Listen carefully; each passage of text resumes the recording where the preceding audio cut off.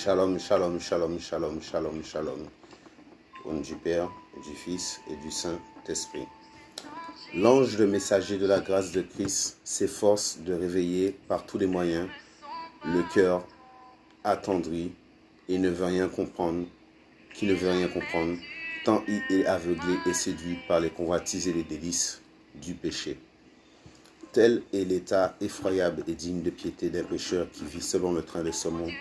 Ô combien d'hommes sont dans cette affreuse situation sans douter du danger qui les menace, tout en disant peut-être chrétiens ou autres, ils sont esclaves du péché et du diable, ils passent pour être vivants et ils sont morts. Nous allons prier, nous allons bel et bien prier, avant de parler d'une forme d'alliance.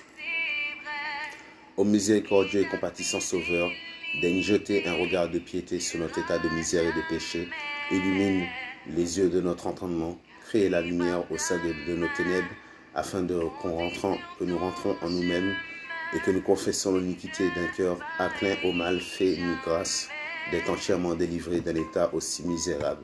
Préservez-nous à jamais, ô Rédempteur Tout-Puissant, de tout encaissement volontaire au péché, que ce cœur parjure ne se livre plus à Satan, de peur qu'il ne fasse souvent sa demeure, que nous tremblons à cette pensée, que celui qui s'abonne au péché est esclave du péché, il est issu du malin, son enfant, et que plus nous nous livrons au péché, plus les esprits immondes envahissent nos cœurs et le souillent.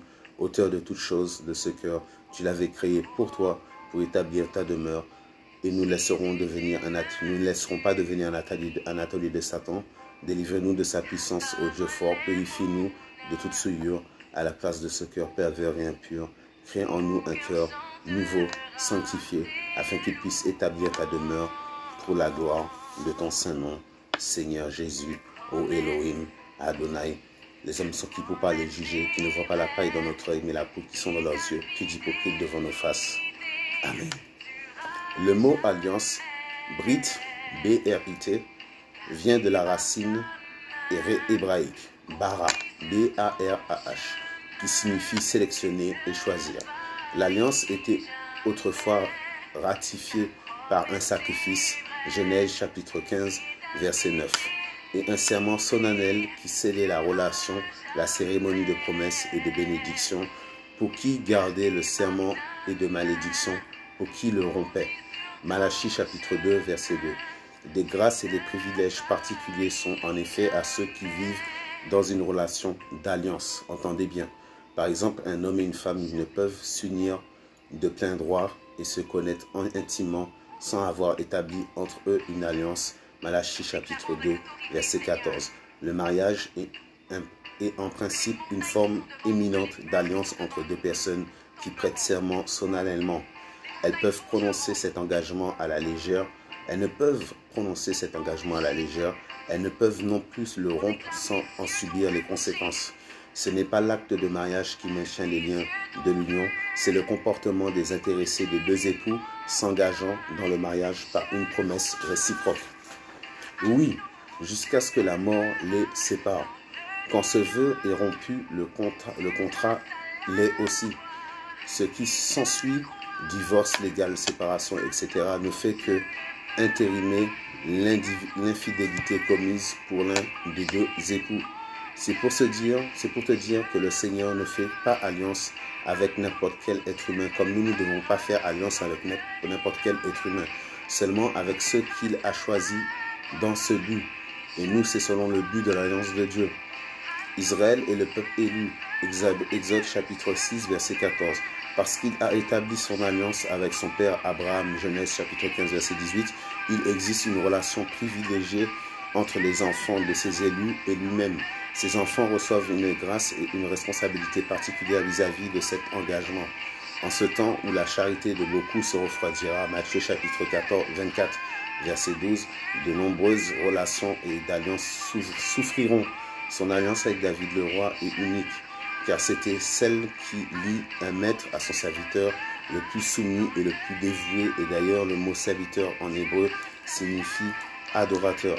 David le roi ne s'était pas seulement consacré volontairement à son service, C'était aussi un adorateur chargé d'un rôle exceptionnel, celui d'enseigner à tout Israël pour la durée des temps comment l'adorer. Aujourd'hui encore, il désire établir une relation d'alliance avec tous ceux de ses serviteurs qui ont aussi des cœurs d'adorateurs. Si leur cœur ne se refroidit, la relation se refroidit. Si leur cœur se refroidit, la relation se brise. Ce n'est jamais le Seigneur qui la rompt, c'est toujours l'homme qui la détruit car il lui est infidèle. Osée chapitre 5 verset 7, Osée chapitre 6 verset 7. Beaucoup veulent suivre l'exemple du roi David, le bien-aimé, mais ils ne peuvent pas parce qu'ils sont incapables d'entrer dans cette relation d'alliance, de serviteurs dévoués à maître aimé qui donne naissance à la véritable adoration. Mais, sache que, il connaît ton cœur, il connaît tes vœux que tu lui as faits. Il t'aidera à les tenir afin que ses bénédictions reposent sur toi et ta descendance. Amen, amen, amen, amen. Alors nous allons prendre un psaume, prière d'un malade qui reconnaît ses fautes. Nous allons prier au nom du Père, du Fils et du Saint-Esprit. Seigneur Dieu, tu es fâché contre moi, mais ne me condamne pas. Tu es indigné contre moi, mais renonce à me punir. Je suis la cible de tes flèches. Ton poing m'a jeté à terre. Plus rien n'est intact en mon corps. C'est l'effet de ta sévérité. Plus rien n'est en bon état dans mes os. C'est le résultat de ma faute. Mes torts s'entassent plus haut que ma tête. Ils pèsent sur moi comme un fardeau trop lourd. Mes plaies sentent mauvais et s'infectent. C'est la conséquence de ma stupidité. Je suis abattu, accablé à l'extrême. Je passe mes journées dans le deuil. Je sens une brûlure dans mes reins. Plus rien n'est intact dans mon corps. Je suis sans force, complètement fourbu. Mon cœur m'arrache des gémissements. Seigneur, tu vois bien ce que je désire. Et tu n'ignores rien de mes soupirs. J'ai le cœur battant, mes forces m'abandonnent. Mes yeux n'ont plus la moindre étincelle de vie. Mes amis, mes compagnons habituels se tiennent à l'écart de mes tourments. Mes proches restent maintenant à distance. Ceux qui souhaitent ma mort me tendent des pièges. Ceux qui désirent mon malheur parlent pour me nuire. Ils passent leur temps à me calomnier.